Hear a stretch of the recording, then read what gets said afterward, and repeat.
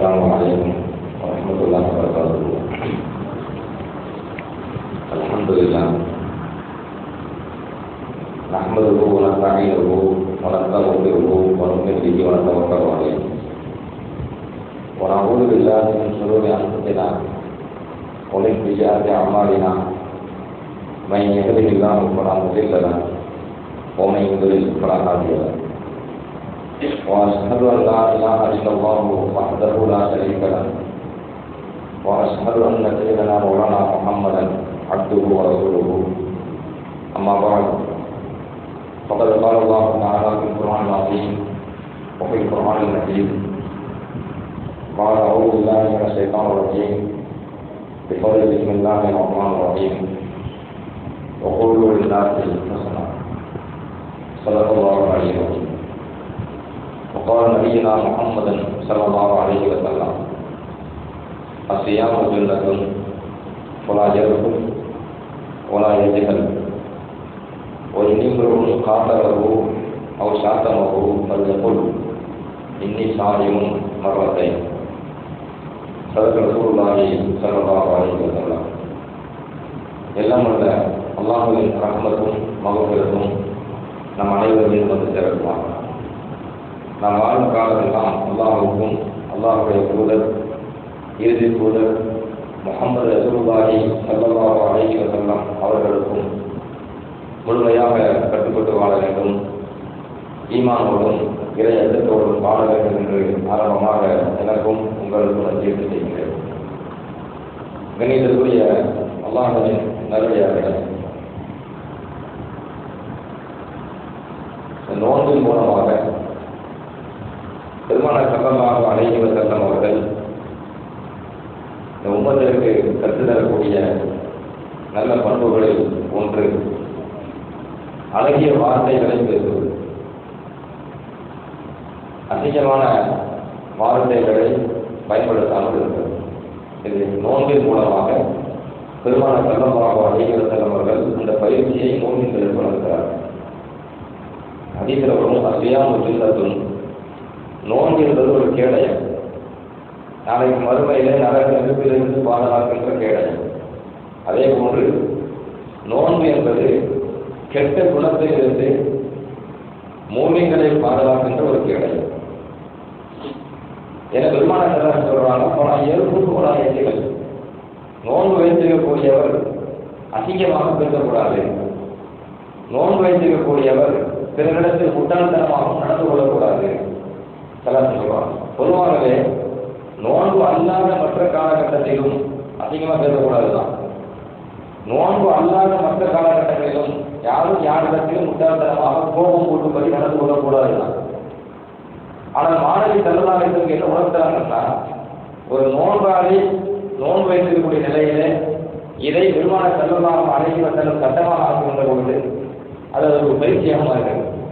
நாம் அறிஞர்கள் சொல்வதற்கு பல குணங்கள், நல்ல குணங்கள் அது பயிற்சி மூலமாக நமக்கு கிடைக்க வருகின்றன. பயிற்சி இல்லாமல் எந்த நல்ல குணமும் நம்மளிடத்தில் வருவதில்லை. சர்வ சாதாரணமாக தீய பழக்க வழக்கங்களுக்கு பயிற்சி தேவையில்லை, கெட்ட வார்த்தைகள் பேசுறதுக்கு பயிற்சி தேவையில்லை. 4 பேர் கெட்ட வார்த்தை பேசுறதை பார்த்துதான் இவர் பேசிடுவார். அதனால தான் மாணவர்கள் சொல்லுவாங்க, அது மறுபாடா தீனி கவிதைக்கு படி என்பது அகத்துக்கும் மையம் பாடு. ஒவ்வொரு மனிதனும் அவனுடைய நண்பனுடைய குணத்தின் நடத்தையில் இருக்கின்றான். எனவே ஒருவன் யாருடன் பழகிறான் சொல்லி பாருங்கள் பெருமானார் சொல்றாங்க. அப்போ கெட்டவர்களோட பழகின்ற பொழுது கெட்ட வார்த்தைகள் ஈஸியாக வந்துடும், கெட்ட செயல்கள் ஈஸியாக வந்துடும். அதனால தான் பெருமானார் ஸல்லல்லாஹு அலைஹி வஸல்லம் சொல்றாங்க, நல்ல விஷயங்களை பொறுத்த வரைக்கும் நல்லவர்களோடு இருக்கணும், இருந்தால் எது நல்லது தெரிஞ்சுக்கிறோம். அதே நேரத்தில் நல்லது நம்மளிடத்தில் வர வேண்டும் என்றால் பழகணும். எத்தனை நல்லவர்கள் இருக்கிறாங்க, பழகிறோம், பேசுகிறோம், நல்லதுன்னு வந்துடுதா? இல்லை, இதுதான் நல்லது, இப்படிதான் நடக்கணும், இவர் நல்லவர்கள் புரிஞ்சுக்கணும். ஆனால் அந்த நன்மையான சொற்கள், அந்த நன்மையான செயல்கள் நம்மளிடத்தில் வரணும்னு தான் பயிற்சி அவசியம். தொழுகையாளிகளோடு பழகணும். தொழுகையாளிகள் பணிவிட்ட காரணத்தினால் அவங்க எல்லா நேரம் தொழுகையாக இருக்க மாட்டார். ஆனால் தொழுகை என்பது நல்ல விஷயத்தை தெரிஞ்சுக்குவார். எத்தனை பேர் தொழில் இருக்கிறாங்க, அதை ஒரு குற்றமாகவே தெரியாம பழக வாழ்வாங்க. ஆனால் தொழுகையாளிகள் பழகின்ற பொழுது தொழுகை அவசியம், தொழுகை முக்கியம், அது தெரியுது. ஆனால் அது அவன் வாழ்க்கையில வரணும் அப்படின்னு பயிற்சி. அதனால பெருமானார் ஸல்லல்லாஹு இஸ்லாமிய சரியத்து சட்டத்துல கடமையான வணக்கங்கள் கடமைகள் என்பது எப்போ ஒரு மனிதன் மீது ஏற்படும் அப்படின்னு சொன்னா பருவமடைஞ்சாலும், ஆணாக இருந்தாலும் சரி பெண்ணாக இருந்தாலும் சரி, பருவமடைந்து விட்டால் அவர்களுக்கு வணக்க வழிபாடுகள் எதுவெல்லாம் கடமை வரும். இப்ப தொழுகை என்பது கட்டாய கடமை. இது யாருக்கு கடமை? பருவமடைந்த ஆண் பெண் மீது கடமை. பெருமான காலத்தில் என்ன சொல்றாங்க? 7 வயதிலேயே பிள்ளைகளை தொழுகைக்கு கூட்டு போகிறாங்க, தொழில் போகிறாங்க. 10 வயது ஆயிரத்தி குழப்பமுடைய அதிகாரம் கொடுக்கிறாங்க. இந்த 7 வயது 10 வயது என்பது பருவமடைகிற வயது அல்ல. ஆண்களை பொறுத்தவரை 7 வயது என்பது 10 வயது என்பது பருவமடைகின்ற பருவம் அல்ல. 12 வயது தாண்டது. பெரும்பான்மையில் பார்த்தீங்கன்னா 15 வயது. அதுக்கு சட்டடிப்புல பார்க்கறதா 12 வயது தாண்டினாலே ஆண்களுக்கு பருவமடைவதற்கான அந்த காலத்தில் வந்துவிடுகிறது. விஷயத்தை அதிகரிக்கன்னா கடமை இல்லை. 7 வயசுல கடமை இல்லை, 10 வயசுல கடமை இல்லை. ஆனா பெருமான கலாச்சாரம் சொல்றாங்க 7 வயசுல அனுப்புமா, 10 வயசுல போவாங்க, அடிச்சாரு போகிறாங்க. எதுக்கு அப்படின்னு சொன்னா அது பயிற்சியாகும், அது பழகணும். அப்போ அவருக்கு கடமையான பிறகு அவர் பருவமடைந்த பிறகு தொழுகைக்கு அவர் அடிச்சடப்பு தேவையில்லை, அவர் தானா போவார். நாளைக்கு மறுபடியும் அல்லாத பதில் சொல்லணுமா இல்லையா? தொழுகைக்கு கேள்வி உண்டு தானே. தொழுகைக்கு கடமையான விஷயத்தை அனைத்துக்கும் கேள்வி உண்டுங்க. பொதுவான சட்டத்தை சொல்றேன். ஹராம் குறித்து கேள்வி கேட்கப்படுது, ஹராம் செஞ்சே கேட்கப்படும். கடமை ஏன் விட்டேன்னு கேள்வி கேட்கப்படும். கடமை வந்தா விட்ட கேள்வி, ஹராம் செஞ்ச கேள்வி மறுபடியும். அப்ப இது அனைத்துக்கும் பெருமானத்தில் செல்லலாம். அன்னைக்கு வந்து என்ன பண்றாங்கன்னா 7 வயசுலேயே பக்குவப்படுத்துறாங்க, வளர்க்குறாங்க. இன்னொரு விஷயத்த சொல்றாங்க, ஆச்சரியமான விஷயம். அதாவது நோன்பு காலகட்டத்தில் நோன்பு வைக்க சக்தி இருந்தும் நோன்பை விடுவது பெரும் குற்றம். நோன்பு காலத்தில் நோன்பு வைப்பதற்கு சக்தி இருந்தும் அதற்கான எல்லா சூழல் இருந்தும் நோன்பை விடுவது பெரும் குற்றம். ஏன்? நோன்பு வந்தது கடமை, கட்டாய கடமை தானே. சரி, சின்ன பிள்ளைங்க பார்த்தீங்களா, அவங்க கடமை நோன்பு. ஆனால் சின்ன பிள்ளைகளை நோன்பு வைக்கும்படி பழக்கலாம். எதுக்கு? கடமையான பிறகு அது கஷ்டமா தெரியாது. நோம்பு இதுதான் பயிற்சி. பெருமான செல்லலாம் அனைவரும் அவர்கள் ஆரம்ப கால நோன்புடைய சட்டங்கள் படிப்படியாக தான் வந்து எடுத்துட்டு போய் மொத்தமா டக்குட்டு எப்படி வரல. ரமலான் மாதத்தில் விட்டாலும் நோன்பு போதே வரல. நீங்க எந்த சட்டத்தை எடுத்து விட்டாலும் படிப்படியாக தான் வந்துருக்கும். நீங்க இது எடுக்கலாம், மதுபானம் தடை, இஸ்லாத்தில் தடை தானே. சாராயம் என்பது மதுபானம் தடை, போதை வந்து தடை. இது உடனே தடை வந்துச்சா? கிடையாதுங்க, படிப்படியா. முதல்ல என்ன வந்துச்சு?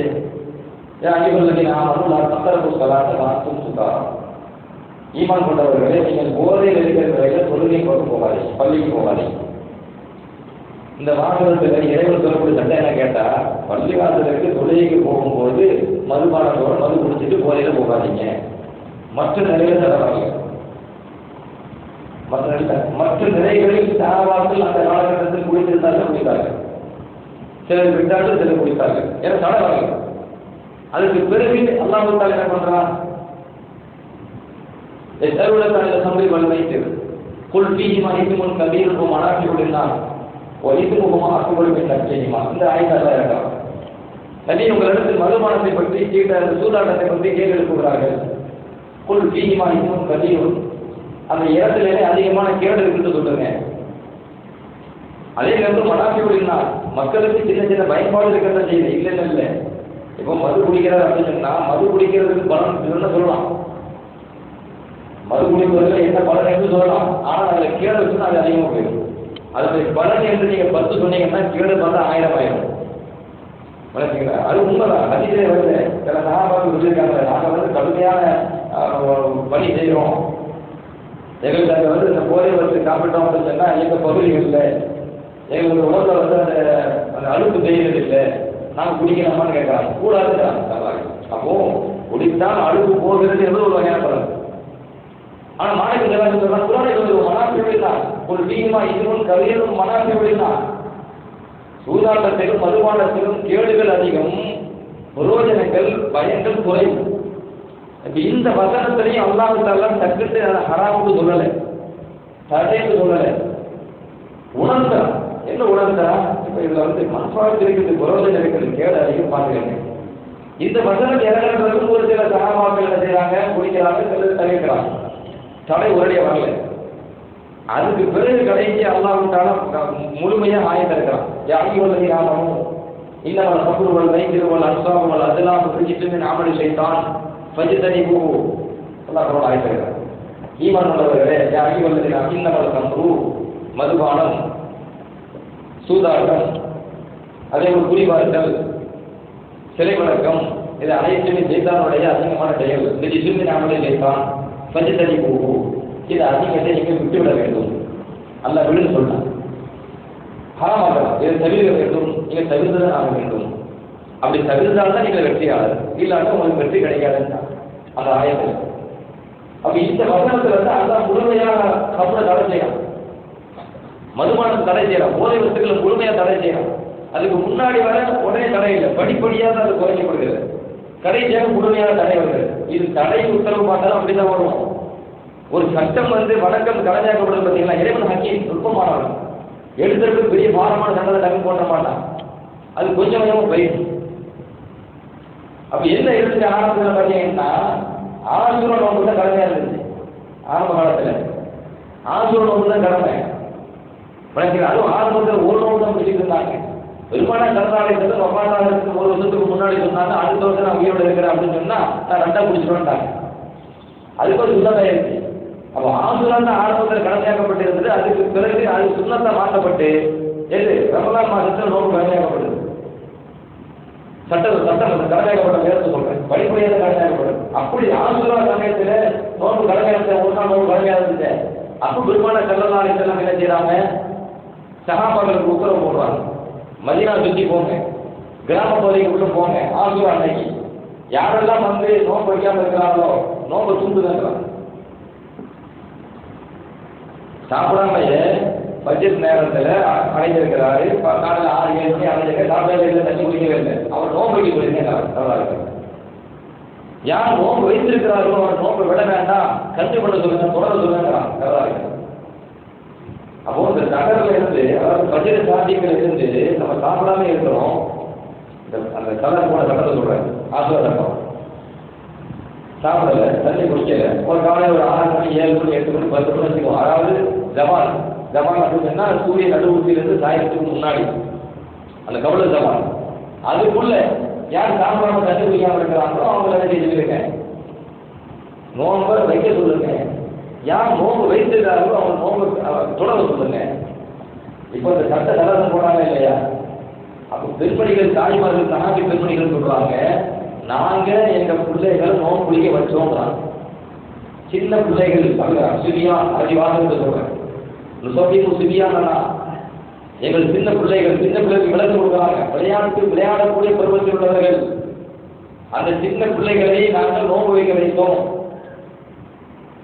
அந்த நோம்பு வைக்க தரம் இல்லையா, அந்த பிள்ளைங்க அந்த பசியில கொஞ்சம் அழுகுற மாதிரி இருந்துச்சு அப்படின்னு சொன்னா விளையாட்டு பொம்மைகளை கையில கொடுத்து கவனத்தை திருப்புவோம், அந்த பிள்ளையோட பசி கவனத்தை திருப்புவோம். அந்த பிள்ளைங்க அப்படியே விளையாண்டு பசியை மறந்துடுவாங்க. அப்படி இஃப்தார் வரைக்கும் கொண்டு போயிருவோம். டயத்தை கொண்டு பிள்ளைகளுக்கு பேசி கொடுத்துருக்காங்க. சல்லா காலகட்டத்தில் உமரிபுல் சத்தாரோட ஆட்சி காலகட்டத்தில் ஒரு ஆள் நோம்பு வந்துட்டார். ஜகாதரமான ஆளு நாட்டையில் அணிய போட்டாங்க. நாட்டையில் அணிய போட்டு சொன்னாங்க, எப்பா நம்ம சின்ன சின்ன பிள்ளைகள்லாம் நோம்பு வச்சுட்டு இருக்கிறாங்க, பெரிய ஆள் உங்களுக்கு என்னப்பா ஆச்சு கேட்டாங்க. கடமை இல்லாத சின்ன பிள்ளைகள் நோம்பு வச்சுட்டு இருக்கிறோம். நம்ம பிள்ளைங்க பெரிய ஆளுக்கு உங்களுக்கு என்ன ஆச்சு, நீங்க நோம்பு வைக்காம இருக்கிறீங்க. உமரிபுல் சத்தார் பற்றி எல்லாம் அவங்க ஆட்சி காலகட்டத்தில் அதுக்கு வந்து யார் நோம்பு வைக்க அவங்க கூட அடி போடுவோம். அப்ப சின்ன கடை சிறுபிராயத்திலிருந்தே அந்த அந்த பழக்கத்தை உருவாக்குறது. அப்ப விரும்பான செல்லலாகவும் அன்னைக்கு வந்திருக்கும் அவர்கள் ஒரு நல்ல பழக்கத்தை வந்து பயிற்சியின் மூலமாக தான் பெற முடியும் என்பதை உங்களுக்கு உணர்த்துறாங்க. அதுக்காகத்தான் அதுக்கு நல்ல பயிற்சி எடுக்கணும்னு சொன்னா நல்லவர்களோட தொடர்பு இருக்கணும், அவங்களுடைய பயிற்சி பெற்றுட்டு இருக்கணும். இது முக்கியமான விஷயம். அப்ப நோன்பு மூலமா வணக்க வழிபாட்டு மூலமா பயிற்சி. அசியாமு ஜுன்னத்துன் போலா ஏற்பு போலா ஏஜைகள். நோன்பு வைத்தது போய் அதிகமா பேசக்கூடாது, நோன்பு வைத்தது போய் அடுத்த முட்டாள்தனமாக நடந்து கொள்ளக்கூடாது.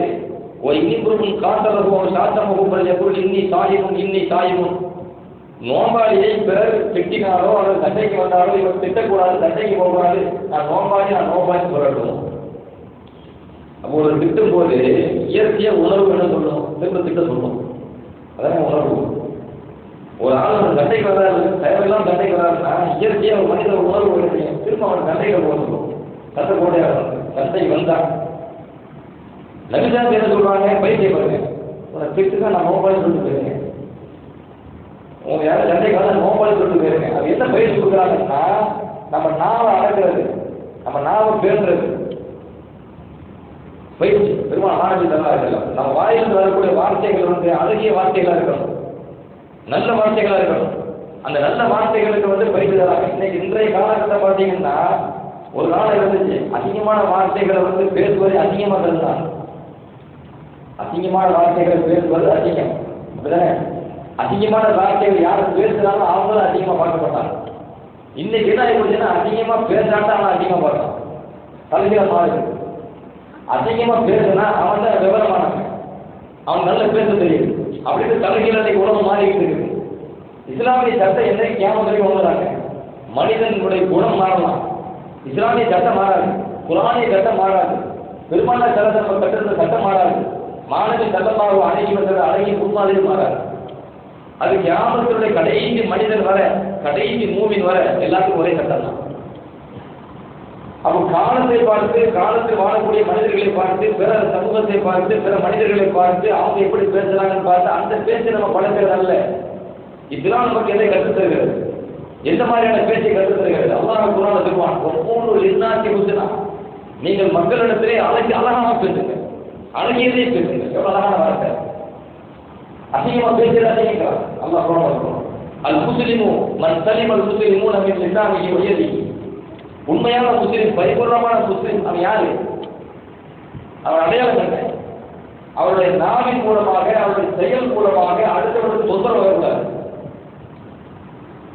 நம் நாவின் மூலமாக, நம் கரத்தின் மூலமாக பிற மக்கள் தொந்தரவு அடையக்கூடாது, சலாமத்தா இருக்கணும், நிம்மதியா இருக்கணும். அப்படி இருந்தால் நம்ம முஸ்லிம், சரியான முஸ்லிம். பெருமான ஸல்லல்லாஹு அலைஹி வஸல்லம் இந்த வார்த்தையை பயன்படுத்த சாதாரண வார்த்தை கிடையாது. நல்ல கவனிங்க. ஒரு சரியான முஸ்லிம்னா யாரு? நாவ் அடக்க வேணும். நம் கையை வச்சு பிறகு தீங்கு ஏற்படக்கூடாது. நம்ம நாவின் மூலமாக நல்ல வார்த்தைகள் வரும். இதான் அவ்வளவு கருத்து உள்ளடக்கி இருந்தானே. இந்த அதிகம் ஆழமாக கவனிச்சு பார்த்தீங்கன்னா தெரியும். ஒரு முஸ்லீம், சரியான முஸ்லீம் யாரை கேட்டீங்கன்னா, நாவு ரெண்டாவது கை, இந்த ரெண்டும் சரியா இருக்கணும். இந்த ரெண்டு மட்டும் தெரியாத போதுமா?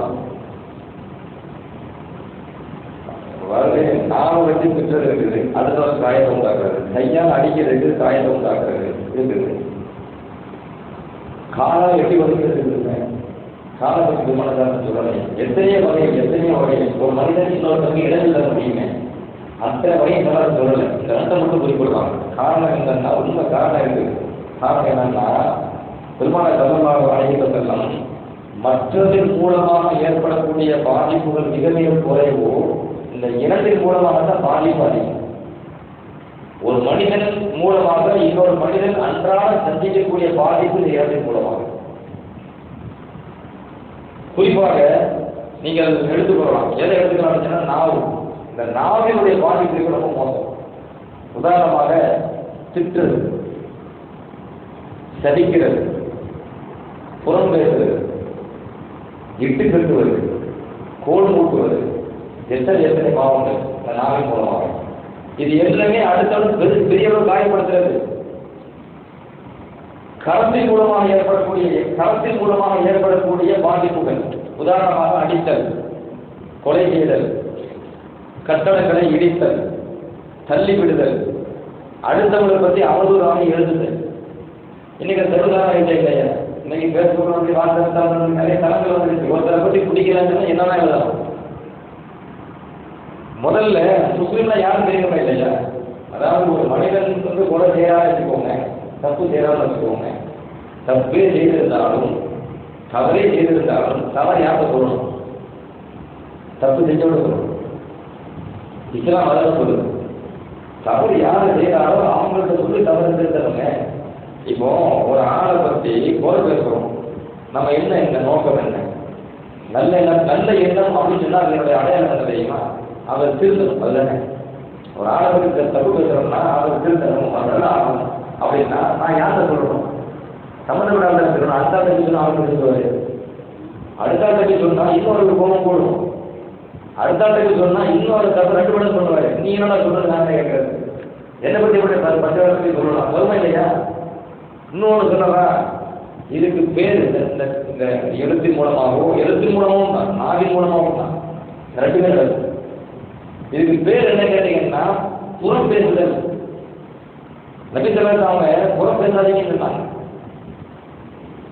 அப்ப சஹாபாக்கள் கேட்டாங்க, புறம் பேசுதல் என்றால் என்ன? மல் கீபத்து, புறம் பேசுதல் என்றால் என்ன? ذِكْرُكَ أَخَاكَ بِمَا يَكْرَهُ. மாணவி ஸல்லல்லாஹு சொன்னாங்க, உன் சகோதரன் எதை வெறுப்பானோ அதை அவன் இல்லாமல் இருக்கும்போது மற்றவர்களிடத்தில் சொல்வது. இப்ப நம்ம பற்றி ஒரு ஆளு நம்ம இல்லாமல் இருக்கும்போது வேற ஆள்கிட்ட பேசுறாரு. எப்படி பேசுறாரு? நாளை கேள்விப்பட்ட எனக்கு சந்தோஷம் வராது, கோபம் வரும், வெறுப்பேன், அந்த மாதிரி சேர்த்து பேசுறாரு. இதுக்கு பேர் போன பேசுறாரு. என்னை பற்றி அல்லாட்ட பேசுறாரு, அதை கேள்விப்பட்ட எனக்கு சந்தோஷம் வருது, அப்படின்னு இதுக்கு பேர் போன பேசுறது கிடையாது. அது தலத்தை விலை கொடுக்குறாரு. லிக்குருக்கு அகாசமா ஏற்கிறோம். உன் சகோதரன் எதை வெறுப்பானோ அதை அவன் இல்லாமல் இருக்கும்போது அவன் அல்லாத மற்றவர்கள் சொல்லி பேசுறது. அப்ப சஹாபாக்கள் கேட்கிறாங்க, அல்லாஹ்வின் தூதர் அவர்களே, அவர்கிட்ட இருக்கிறத பேசினாலும் புறம் தானா கேட்கிறாங்க. அடுத்த சொல்றோம், அவன் இருக்கிறத செய்யுது, அது புறம் பேசுறதெல்லாம் கேட்கிறான். அப்ப மாணவி ஸல்லல்லாஹு உள்ளதை பேசினாதான் புறம், இல்லாததை பேசினா இட்டு கட்டுறது அப்படின்னா எவ்வளவு வரும். இப்ப நம்ம பல பேர் அவங்க சொல்லி தெரிஞ்சுக்கிட்டு இருக்கோம். என்ன கேட்டா உள்ளதானே சொல்றோம், இல்லாதே தெரிஞ்சுக்கிட்டு இருக்கோம். புறம் பேசாதப்பா அப்படின்னு சொன்னோம்னா முதல்ல அவர் சொல்றது என்ன? அவருக்கு உள்ளதானே சொல்றேன், இல்லாதே சொல்றேன். இது 1400 ஆண்டுகளுக்கு முன்பாகவே சஹாபாக்கள் பெருமானார் ஸல்லல்லாஹு அலைஹி வஸல்லம் கேள்வியாக எழுப்பி அதற்கு பெருமானார் ஸல்லல்லாஹு அலைஹி வஸல்லம் விடையும் தந்து விட்டார்கள். எது தீபத், எது புறம் பேசுதல், எது இட்டு கட்டுதல் எல்லாம் தெளிவுபடுத்திட்டாங்க. தெளிவான மார்க்கத்தில் உட்கார்ந்துருக்காங்க. அப்ப சரியத்தில் நல்ல பண்புகள் என்ன தெரிஞ்சுக்கிறோமா இல்லையா? அப்ப இந்த கரத்தின் மூலமாக, இந்த நாவின் மூலமாக ஏற்படக்கூடிய பாதிப்பு அதிகம். அது இந்த காலகட்டத்தில் பார்த்தீங்கன்னா இருந்த இடத்துல செல்ல முடியலாம். ஒரு போட்டோ எடுத்துடலாம், ஒரு வீடியோ எடுத்துடலாம், எடுத்துட்டு அவனோட குற்றங்களை குறைகள் பல இடத்துல பரப்பிட்டே இருந்தால் பரப்பினாலும் அது என்ன யோக்கியம் அர்த்தம் அப்படியா? அப்ப அவர் தப்பு தீவா இருந்தாங்க, மனுஷன் தானே, தப்பு தீர மாட்டாங்க. உலகத்தில் உள்ள ஒவ்வொரு மனிதன் தப்பு பண்றாங்க. அல்லாஹ் தத்தாரு, நல்லா மன்னிச்சுட்டு இருக்கான், நல்லா மறைக்கக்கூடியவன். அல்லாஹ் உள்ள முக்கியமான பண்பு 2ங்க, ஒரு கஃபார், ஒன்று தத்தார். ஒரு கஃபார், இன்னொரு தத்தார். கஃபார் தான் என்ன? பாவத்தை மன்னிக்கிறவன் அர்த்தம். தத்தார்னா பாவத்தை மறைக்கிறவன் அர்த்தம். ஒவ்வொரு மனிதன் செய்கின்ற அந்த குற்றங்களை, பாவங்களை இறைவன் மறைத்து கொண்டிருக்கிற காரணத்தினால் அந்த மனிதன் உலகத்தை கண்ணியமாக வாழ்கிறான். ஒவ்வொரு மனிதனுடைய பாவத்தை அல்லாஹ் மன்னிக்கின்ற காரணத்தினால் அவன் அந்த உலகத்தில் ரஹமத்தோடு வாழ்கிறான். அவன் தான் வித்தியாசம். அப்ப மனிதர்கள் செய்யக்கூடிய அந்த குறைகள் குர்ஆன் தெளிவாக சொல்கிறது. ஒருவருடைய குறையை பின்தொடர்ந்து ஆராய்ந்து போகக்கூடாது. என்னன்னா குறை செய்தாச்சாரமான தண்ணி பின்னாடி போகலாம்.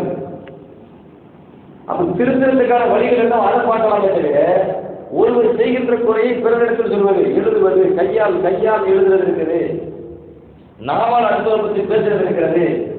அப்ப மாணவி எல்லாம் என்ன பண்றாங்க? சரியான முஸ்லிம், நல்ல முஸ்லிம், அல்லாஹ்விடத்துல நெருக்கத்தை பெற்ற முஸ்லிம், பரிபூர்ணமான முஸ்லிம் என்றால் ஒரு நாவு கரம் சரியா இருக்கிறது. இந்த 2 பாதிப்பு அதிகங்க. அதிலும் குறிப்பாக நாவு முதல்ல சொல்றாங்க. சரணாலி செல்வம் நாவ அந்த தலைவர் முஸ்லிமோட மின் லிசானிஹி போயதி. முதல்ல நாவு, 2வது கை. நாவை விட்டு இன்னொருவர் சலாமத்து பெறணும், நம் கையை விட்டு இன்னொருவர் சலாமத்து பெறணும். முதல்ல சொல்ற சலாமத்து என்னது? நாவு. ஏன் பெருமான நபி ஸல்லல்லாஹு அலைஹி வஸல்லம் ஒவ்வொரு வார்த்தைக்கும் அர்த்தம் உண்டுங்க. குர்ஆனுடைய அல்லாஹ்வுடைய சொல்லுக்கு ஒவ்வொன்றுக்கும் விளக்கம் உண்டோ, நுட்பங்கள் உண்டோ. மாணவி சொல்லுக்கு நுட்பங்கள் உண்டு.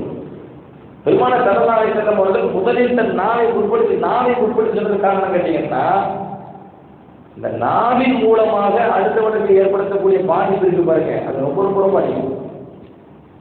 ரொம்ப ரொம்ப அதிகம் நாவின் மூலமாக. அதாவது இப்போ ஒருத்தரை அடித்து துன்புறுத்துறோம், அது உடம்புல காயம் ஏற்படுது, வலி ஏற்படுது, இது ஒன்று. ஒருத்தரை அதிகமாக திட்டிட்டோம், அது உள்ள காயப்படுது, இது ஒன்று. இந்த 2ல இந்த நாவால திருப்பி அதுக்கு அவங்க காயப்பட்டிருக்காங்க, உள்ள காயப்பட்டிருப்பாங்க. அது காலத்தில் என்னைக்கு பேசிட்டாங்க, 10 வருஷம் கழிச்சு நினைப்பாரு, என்னை பேசிட்டாங்க. அவர் பார்க்கும் போதும் நினைப்பாரு, என்னை பேசிட்டாங்க. இன்னொரு விஷயம் என்ன தெரியுமா, இந்த திருக்குறள்ல வந்து தீயினால் சுட்ட புண் உள்ளாரும் ஆறாத நாவினால் சுட்டப்படு. இது அரபு பழமொழி. அரபுல இந்த பழமொழி உண்டு. ஜராஹாத்து லிசான் லல் ஜில்திஹாம் வலா யல்தாமு மா ஜரஹல் லிசான். நாவினுடைய காயங்கள் இருக்கிறதே, நாவினுடைய காயங்கள் அதுக்கு மருந்து இல்லை. வலா யல்தாமு நாவில பற்கள் ஜராஹாத்து சினான், ஜராஹாத்து சினான் பல்லினுடைய காயங்கள் இருக்கிறதே லஹா இல்திஹாம், அதற்கு கூட மருந்து ஒரு கழிச்சிட்டான், மருந்து கூட ஆசியலாம்.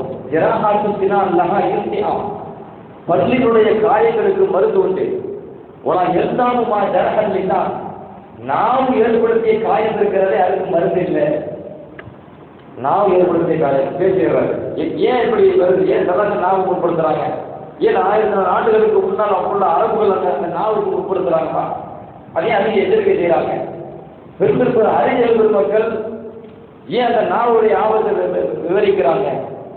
பார்த்தீங்கன்னு சொன்னா, கையை எடுத்துக்கோங்க, முன்னாடி உள்ளவனை தான் அடிக்க முடியும், தூரமாக இருந்தால் நம்ம இங்கே தவிர அடிக்க முடியாது. வாங்கிங்களா, நாவுக்கு பற்றி அப்படி கிடையாது.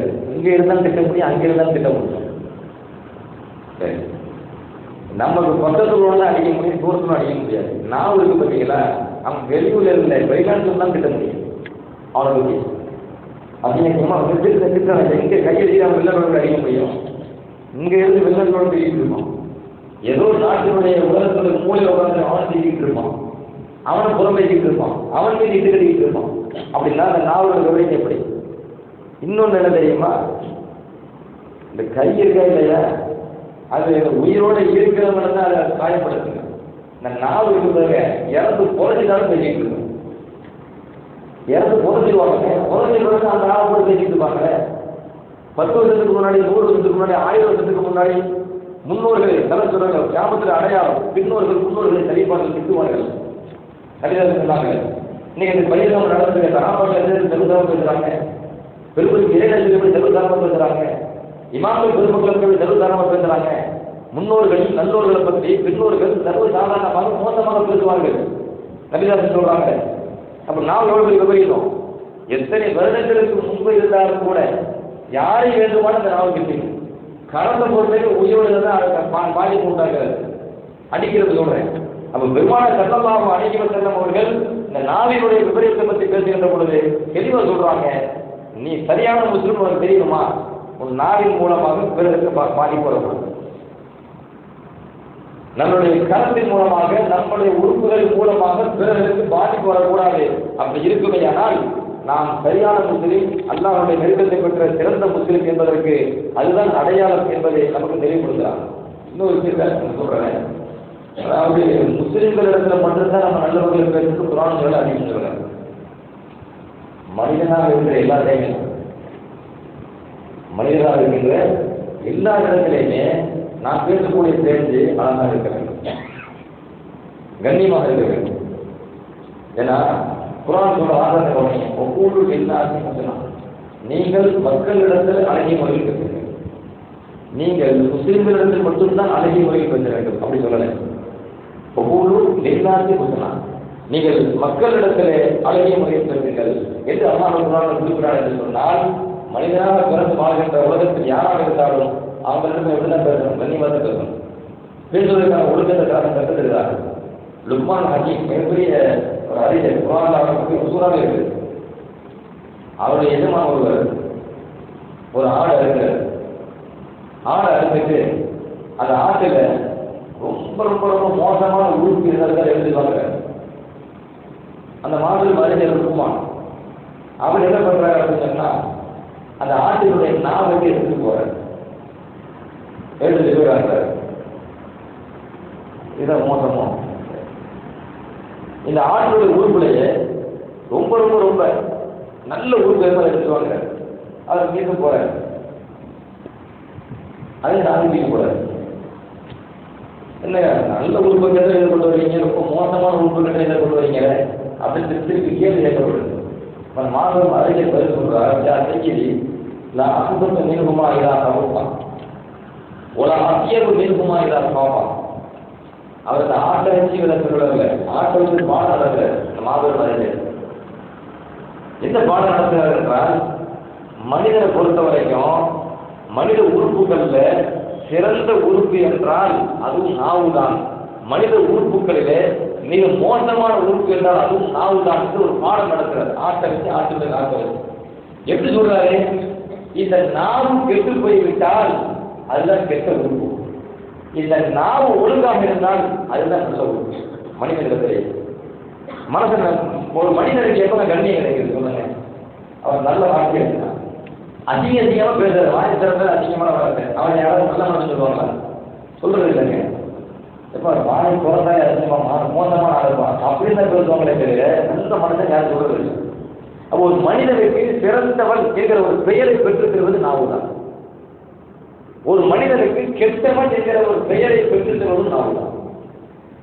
அப்ப முழுக்க முழுக்க சிறந்த உறுப்பு எது அப்படி நீங்க பார்த்தீர்கள், ஆனால் நாவு தான் சிறந்த உறுப்பாக இருக்கிறது, நாவு தான் கெட்ட உறுப்பாக இருக்கிறது. அதாவது மாணவியர் சூழ்நிலை தவிர சொல்லுவாங்க, லா எத்தகையும் ஈமான் ஆகுதின் அட்டா எத்தகையும் கல்பு. ஒரு மனிதனுடைய ஈமான் சீராக அவனுடைய கல்பு சீராக விட்டார். கல்பு சீரானாதான் ஈமான் சீராகும். சொல்றாங்க. அடுத்து சொல்றாங்க, உலா எத்தகையும் கல்பு. ஒரு மனிதனுடைய கல்பு சீராக சத்தா எத்தகையும் இல்லாமல் அவனுடைய நாவு சீராக விட்டார். அப்படி நபிதான் என்ன உணர்த்துறாங்க, நாவு சீராகிட்ட கல்பு சீராக, கல்பு சீராகிவிட்டால் ஈமான் சீராக. அவர் நல்ல மூமினாக இருக்கணும்னு சொன்னா முதல்ல எது அவசியம், நம்ம நாவு ஒழுங்கா இருக்கணுங்க. மாணவியர் ரசூலுல்லாஹி ஸல்லல்லாஹு அலைஹி வஸல்லம் செய்தி முஸ்னது அஹ்மதுல பதிவு செய்யப்பட்டிருக்கிறது. அப்ப நல்ல மூமின் என்று அல்லாஹ்விடத்திலும் அல்லாஹ்வுடைய தூதரிடத்திலும் நம்ம பெயர் பெற வேண்டும் என்று சொன்னால், உலகத்தில் பெயர் பெற வேண்டும் என்று சொன்னால், நாளைக்கு மறுமையில் அல்லாஹ்வுடைய நெருக்கத்தை பெற வேண்டும் என்று சொன்னால் இந்த நாவை சரி செய்ய வேண்டும். திருக்குறாயத்திலிருந்து அந்த பயிற்சி கொடுக்கணும். ஸல்லல்லாஹு அலைஹி வஸல்லம் அவர்கள் அதை பல்வழிகளில் இந்த உம்மத்துக்கு பயிற்சி தராங்க. அதில் ஒன்றுதான் நோன்பு மூலமாக நமக்கு தரக்கூடிய பயிற்சி. சாதாரண பயிற்சி கிடையாது. ஸல்லல்லாஹு அலைஹி வஸல்லம் அவங்க ஒரு தண்ணி சொன்னாங்க, இத்தக்கும் நாள உறவுக்கு சிக்கி தம்பரத்தில் அப்படின்னா, உங்களை நரக நெருப்பிலிருந்து பாதுகாத்துக் கொள்ளுங்கள். ஒரு பேருந்துபட துண்டை கொடுத்தாவது தர்மம் செய்தாவது நரக நெருப்பிலிருந்து உங்களை பாதுகாத்துக் கொள்ளுங்கள். அவங்க என்ன சொல்றாங்க, தர்மம் செய்யுங்க, அடுத்தவங்க கொடுத்து உதவுங்க. ஒரு நாள் இது அல்லாஹ்வுக்கு பிடிச்சிருந்துச்சுன்னா நாளைக்கு மறுமையில் நரகத்திலிருந்து பாதுகாப்பு மூலமாக கிடைக்கும். அப்ப நாம முகமது கேட்டது அல்லாஹ்வுக்கு தூதரவர்களே, ஒரு வருடத்திலே தர்மம் செய்வதற்கு பேரித்தமிழ துண்டு கூட இல்லை, அது கூட கிடைக்க அவர் எதை என்ன செய்ய, அவர் அவரே என்ன இருக்கிறாரு, பேரித்தமிழ துண்டு ஒன்றுமே இல்லை. அப்ப நல்ல போய் கலிமத்தை தையபானா, நல்ல வார்த்தைகளை தர்மம் செய்யட்டும் அப்படின்னா, நல்ல வார்த்தைகளை தர்மம் செய்யறது அப்படின்னு என்னங்க, எல்லாம் தர்மத்தை பற்றி பேசுறாங்க. நீ பேரித்தமிழ தர்மம் செய்ய நரகத்திலிருந்து பாதுகாக்கப்பட்டிருக்க, அது இல்லாட்டா எதை தர்மம் செய்யறது, நல்ல வார்த்தையை கலிமத்தை தையபா. அப்போ நல்ல வார்த்தையை தர்மம் செய்தல் அப்படி ஏன், அதாவது நல்ல வார்த்தையை பேசுங்க அது சொல்லணும். அடுத்தவங்க நல்ல வார்த்தை நல்ல பேசுகிறாங்க, அனைத்து புகாரில் வருது நல்ல வார்த்தையை பேசுங்கள் அப்படி சொல்லலை, தர்மம் செய்யுங்கள். ஏன்னா நீங்க நல்ல வார்த்தையை பேசினால் தர்மத்தில் கூலி கிடைக்கும். அதை விளக்க ஆரம்பிக்கிறதா இருக்கணும்.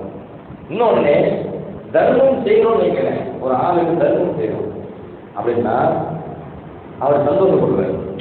ஏன்னா அவருக்கு தேவைப்படுறவராக கேட்கிறாரு, அவர் சந்தோஷப்படுவார், மனம் கொடுத்து போறாரு, உண்டா இல்லையா? சரி, அதே மாதிரி நல்ல வார்த்தைகள் ஆண்ட பேசும்போது அவர் சந்தோஷப்படுறாரு, மனசு கொடுத்து போயிடுறாரு. அவர் தர்மத்தின் மூலமாக ஒரு மனிதனுடைய உலகத்தில் நடக்கக்கூடிய நிகழ்வுகள் என்ன கிடைக்கிறது, அது நல்ல வார்த்தை மூலமும் கிடைக்கிறது. அதே போன்று தர்மத்தின் மூலமாக எப்படி எப்படி நரகத்திலிருந்து பாதுகாப்பு கிடைக்கிறது, அதே மாதிரி நல்ல வார்த்தை மூலமாக கிடைக்கிறது. அதனால மாணவி நல்ல வார்த்தையை பேசுவதை கூட தர்மம் இருக்கிறார். நல்ல வார்த்தை வந்து அவர் தர்மம். அல்லாஹ் குர்ஆன்ல சொல்லுவாங்க, கவுலும் மஅரூஃபுன் வ மக்ஃபிரத்துன் கைருமின் ஸதகத்தின் யத்பஉஹா அல்லாஹ்.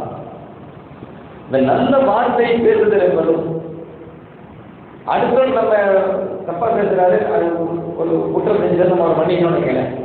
நல்ல வார்த்தையை பேசுவதும் பிறரை மன்னிப்பதும், ஒரு தர்மத்தை செஞ்சு போட்டு உண்மையிலே தர்மம் செஞ்சு போட்டு அது சொல்லி காட்டி மனநிலையை கொடுக்குறாரு பாருங்க, அதை விடவும் அந்த தர்மத்தை விடவும் செஞ்ச உதவியை சொல்லி காட்டி அவருக்கு காயத்தை ஏற்படுத்துறாரு, அந்த தர்மத்தை விடவும் நல்ல வார்த்தையை பேசுறாரு பாருங்க, அது சிறந்த தர்மம். நல்லா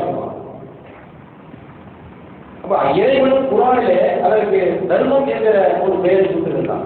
காரணம் அதுதான். மாணவி ரசூலுல்லாஹி ஸல்லல்லாஹு அலைஹி வஸல்லம் அவர்கள் எப்படி அதை சூட்டினார்களோ அது போலதான். நம்ம வார்த்தை இருக்கலாங்க, நம்ம ஒரு மோசமான மனிதர்கள் உலகமே அடையாளம் கண்டிருக்கு. அந்த மாதிரி மனிதனாக இருந்தாலும் கூட, அவரிடத்தில் பேசுகிற சூழல் ஏற்பட்டாலும் கூட நம்மளுடைய வார்த்தை அழகா இருக்கு. ஏன்னா நீங்க குர்ஆன்ல பார்க்கலாம், ஃபிரௌனிடத்துல அல்லாஹ் ரெண்டு தூதரை அனுப்புறான், மூசா அலைஹிஸ்ஸலாம், ஹாரூன் அலைஹிஸ்ஸலாம். இது நபாரிகளாக சின்ன கூட்டலாம், ரெண்டு பேரும் ஃபிரௌன்கிட்ட போங்க, அவன் ரொம்ப வரம் மீறி போறான். இப்போ கூடாலும் பவுடன் லைக்கின, நீங்க ரெண்டு பேரும் அவருக்கு கடினமா பேசுறாங்க, நளினமா பேசுங்க. அல்ல விரும்புறாங்க, இரண்டு தூதரிடத்தில் எல்லாம் விரும்புறாங்க. இருவரும் போங்க, ஃபிரௌன்கிட்ட போங்க, நீங்க ரெண்டு பேரும் கடினமா பேசுறாங்க, நளினமா பேசுங்க, திருந்த வாய்ப்பு இருக்கு அப்படின்னா. ஃபிரௌன் திருந்துவானா திருந்த மாட்டான்னு நல்லாவே தெரியும்.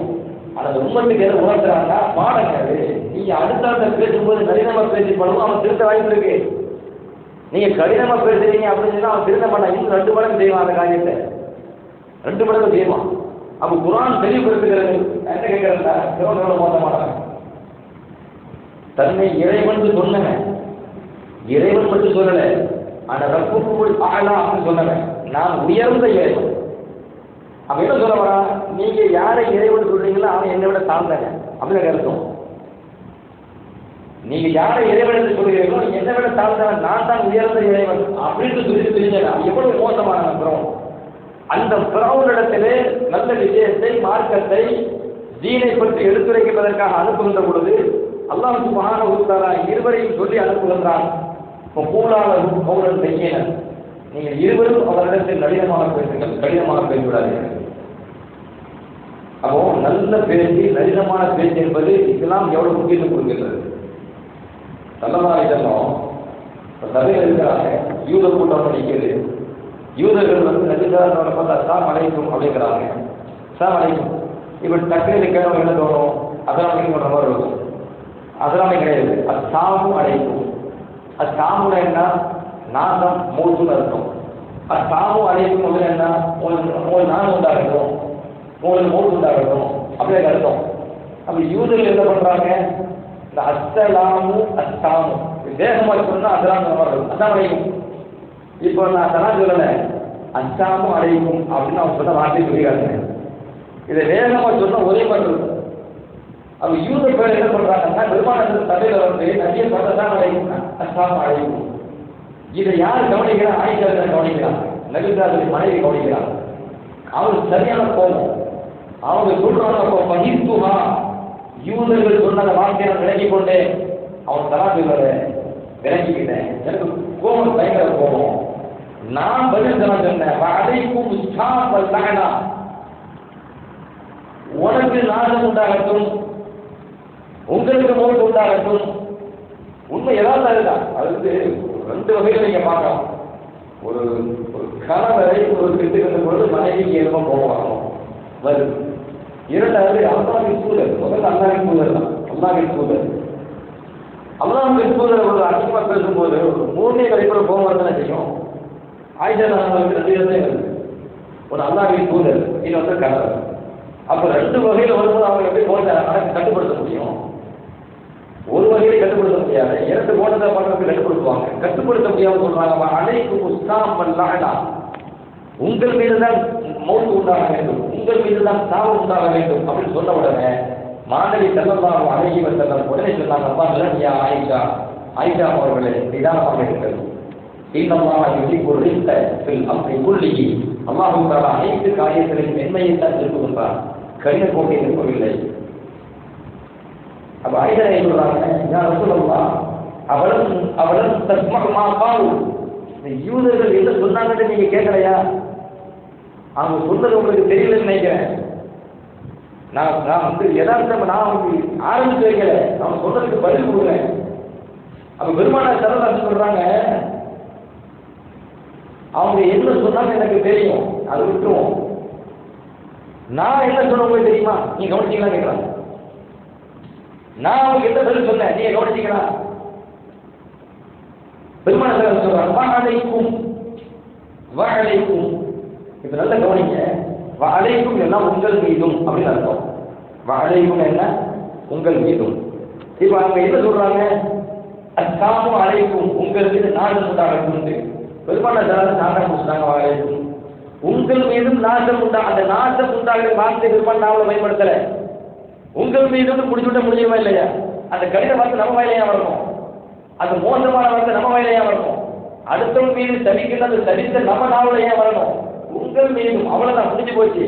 அதாவது பதிலடி கொடுக்கும் போது கரெக்டா கொடுத்தாலும் கூட கண்ணியமா கொடுக்கும் கருத்தான். இந்த ஹதீஸுக்கு விளக்கோடுகள் இருந்த பொழுது ஹதீஸ்களை வருக அறிஞர்கள் விளக்கம் தருவார்கள். நீங்கள் சத்திய கருத்தையே சொன்னாலும் கண்ணியமாக சொல்லுங்கள். இப்ப அவங்க திட்டுறாங்க, பதிலுக்கு திட்டணும், அதுக்கு அனுமதி இருக்கின்றது. அப்படி திட்ட பொழுது கூட கண்ணியமா பேசணும். அவங்க பயன்படுத்த வார்த்தையை நம்ம சொல்லித்தான் பேசணும் அவசியம் கிடையாது. வாழைக்கும் உங்கள் மீது முடிஞ்சு போச்சு.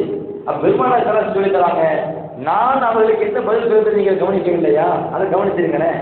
கடின போக்கு நமக்கு வேண்டாம், கடின சொற்கள் நமக்கு வேண்டாம், நளின சொற்களை போதுமானது, அழகிய சொற்களை போதுமானது, கண்ணியமான சொற்களை போதுமானது, மென்மையான சொற்களை போதுமானது. இன்னல்லாஹ யுஹிப்புர் ரிஸ்க ஃபில் அம்ரி குல்லிஹி, அல்லாஹ் தஆலா அனைத்து காரியங்களிலுமே மென்மையைத்தான் விரும்புகிறான் என்றார்கள். மாணவி ரசூலுல்லாஹி ஸல்லல்லாஹு அலைஹி வஸல்லம் புகாரில் பதிவு செய்யப்பட்டிருக்கிறது. கண்ணியத்துக்குரிய அல்லாஹ் நல்லடியார்களே, எவ்வளவு விஷயங்கள் மென்மையை பற்றி, நாவடக்கத்தை பற்றி, கண்ணியமான வார்த்தையை பற்றி, அழகிய சொற்களை பற்றி குர்ஆன் ஹதீஸ் சொல்லித் தருகிறது. அந்த நல்ல பண்பை இந்த நோன்பின் மூலமாக பெருமானார் ஸல்லல்லாஹு அலைஹி வஸல்லம் நமக்கு வைத்திருக்கின்றார்கள். குர்ஆன் ஹதீஸ் நமக்கு வைத்திருக்கின்றது. அல்லாஹ் சுப்ஹானஹு வ தஆலா இது போன்ற நல்ல குணங்களை கடைபிடித்து வாழக்கூடிய நல்லோர்களாக அல்லாஹ் இதோடைய ஆக்கிய செய்வானாக. அல்லாஹ்வுடைய தூதரும் எந்தெந்த காரியங்களை விரும்பினார்களோ, செய்யும்படி சொன்னார்களோ, அதை எடுத்து நடக்கக்கூடிய நற்பாக்கியத்தையும், அல்லாஹ்வுடைய தூதரும் எந்தெந்த காரியங்களை தடுத்தார்களோ, வெறுத்தார்களோ, அது போன்ற காரியங்களிலிருந்தும் விலகி நடக்கும் நற்பாக்கியத்தையும் அல்லாஹ் தஆலா நம் அனைவருக்கும் சற்று அருள்வானாக. வாங்க அல்ஹம்துலில்லாஹி ரப்பில் ஆலமீன். அஸ்ஸலாமு அலைக்கும் வரஹ்மத்துல்லாஹி வபரகாத்துஹு.